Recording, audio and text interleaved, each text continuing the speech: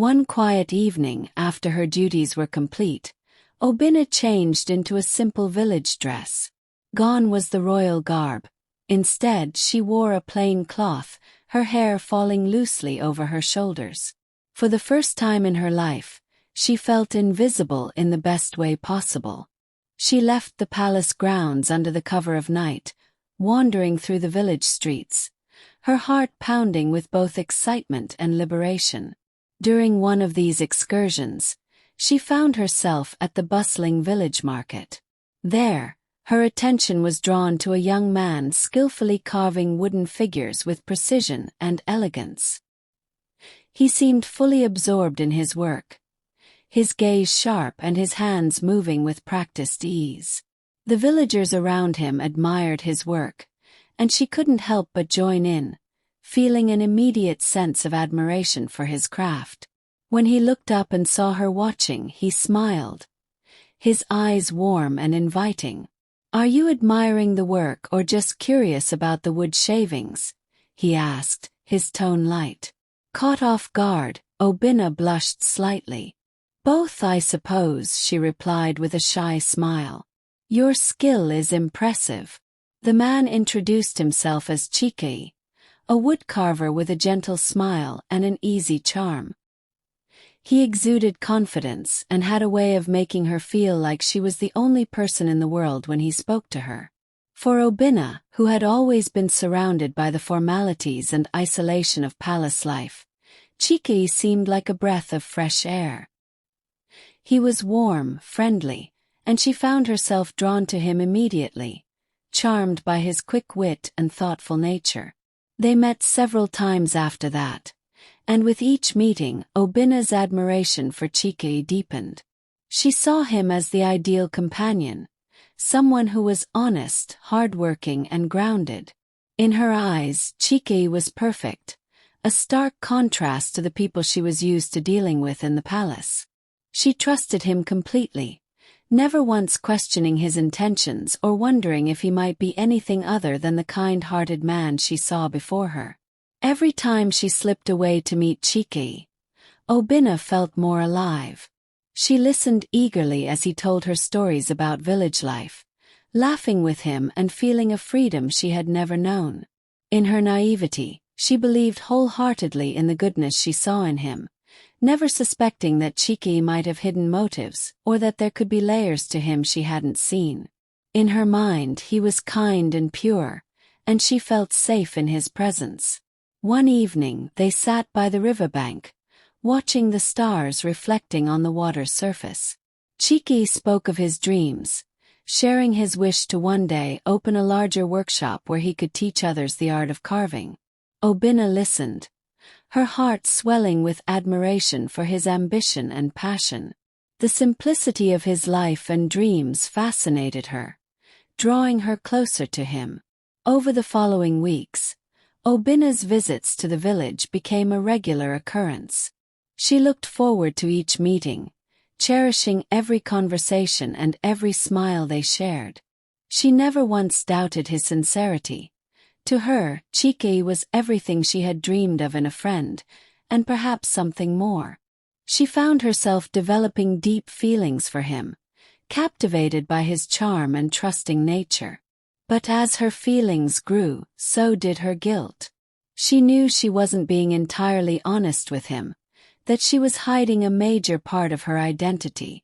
Chike deserved to know the truth about who she was, and she felt that if she shared her secret with him, it would bring them even closer. She wanted him to know her completely, as she felt she was starting to know him. One evening they met under the large baobab tree just outside the village, a favorite spot where they could talk freely. Chike greeted her with his usual warm smile, unaware of the turmoil she felt inside. They sat together in comfortable silence for a while before Obinna finally gathered the courage to speak. "Chike," she began softly, her heart racing. "There's something I need to tell you. Something I've kept hidden." Chike turned to her, his expression open and attentive, as though ready to hear whatever she had to say. He seemed genuinely interested, and she took that as a sign to continue. As the last light of day faded, casting a warm glow over the land, Obinna prepared to share her deepest secret, believing that Chike would accept her for who she truly was. She had no idea what his reaction might be, but in her heart, she felt certain that he was someone she could trust. After Obinna revealed her true identity to Chike, she felt as though a weight had finally lifted from her heart. She watched him carefully, waiting for his reaction, but he remained calm, nodding as she spoke. His gentle reassurance put her at ease, making her believe that she had found someone who truly understood her. However, Chike's composure hid a different reaction. Deep inside, he was thrilled. He realized that the girl he'd been spending time with was actually the ruler of the kingdom, and incredibly wealthy. His mind whirred with possibilities, and while he maintained his gentle facade, he knew he would use this knowledge to his advantage. In the following days, Chike's attitude toward Obinna shifted subtly. He showered her with praises, remarking on her kindness and generosity.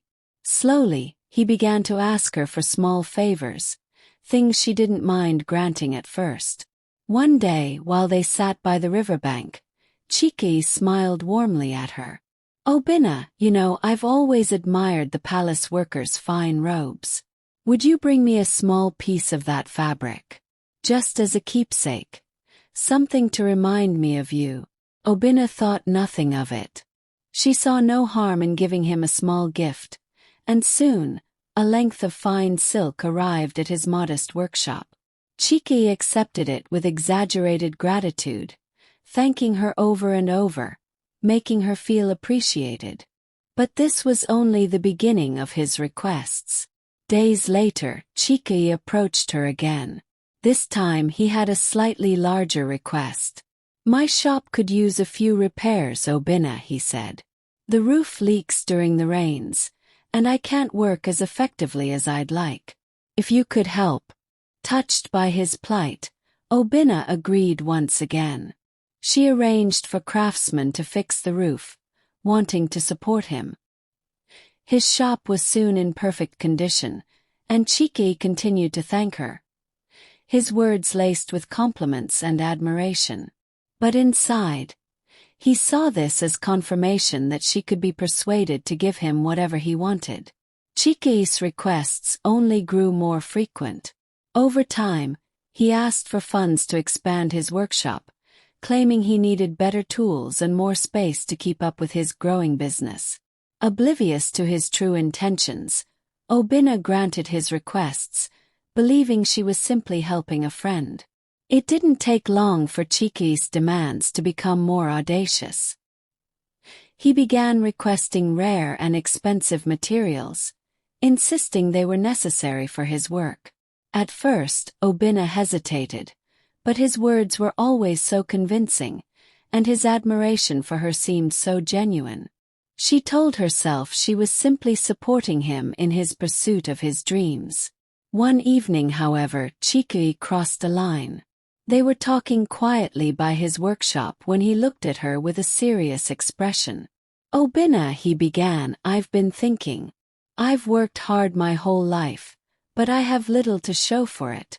Imagine a grand mansion on that hill over there, a home worthy of someone as esteemed as myself. You could help me build it. If you wanted to." Obinna was stunned. She could hardly believe he would ask such a thing, and for the first time, she sensed his intentions were less than sincere. She looked at him, uncertain. "Chike, that's a grand request. I've already helped you so much." His expression hardened, and his usual charm faded. "Oh, I see," he said, a touch of bitterness in his voice. "So, even you won't support me? After everything I've done for you, you're just going to deny me this?" Her heart sank. She had thought of Chike as a true friend, someone who appreciated her, but now his words stung. She gently shook her head. "It's not about that, Chike. A mansion is simply too much. Chiki's face twisted in anger. Too much. For the king of this land, you think that's too much? Or are you just selfish, Obinna? After all the wealth you have at your disposal. With those words, he turned and stormed off, leaving her standing there, bewildered and hurt. She had trusted him, believed in his kindness, but now it felt like a betrayal. Little did she know that Chiki's anger was about to lead him down a path that would unravel her life. As Obinna sat alone in her chambers that evening, her heart heavy with regret, she had no idea of the storm that was about to descend upon her life. The betrayal she feared most was no longer a distant worry. It was a reality waiting just around the corner. The next day, fueled by resentment, Chiki approached the village elders. He knew he carried a secret that could shake the kingdom, and his plan to expose it filled him with a dark sense of satisfaction. He wanted revenge, and he intended to get it, no matter the cost to Obinna's world.